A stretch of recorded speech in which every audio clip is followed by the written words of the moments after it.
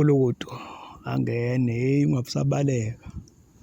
Wonakele kakhulu-ke manje ngoba bengike ngachaza ngathi hey bese uhlabeka sawulawula. Yabo lapha ePinetown, ePinetown uphiko lamaphoyisa lihlangene nalaba bezemgwaqo kanye no-MEC lapha noSibusiso uDuma, umfowakaDuma benza umsebenzi oyisimanga omangalisayo. O-driver lapha bama-truck abayisithupha bangaphandle sebevalelwe ngey'zathu-ke zokuthi batholakale kuwukuthi vele bayabantu abala ongekho emthethweni.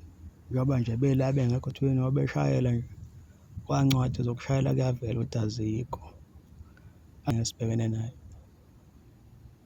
Okusho ukuthi-ke leso senzeka ngoLwesihlanu kahle kahle khona into esafela ithumba elafela saliqhumbuza ngoba ngempela amaphoyisa aphansi phezulu kuliwa nayo le ndaba le yabo la bantu laba.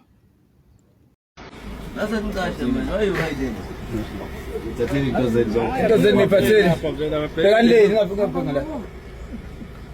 that side then.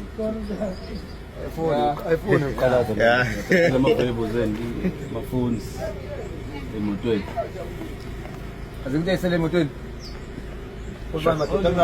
Hayi isigaba esesele sekuyiso leso kuyogasela lapha ePoint.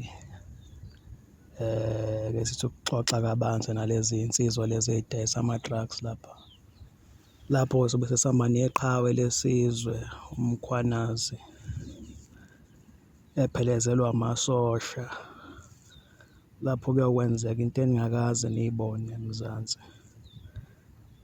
Asiphinde sibonane-ke futhi kwividiyo elandelayo senginipha futhi ezinye ezisematheni.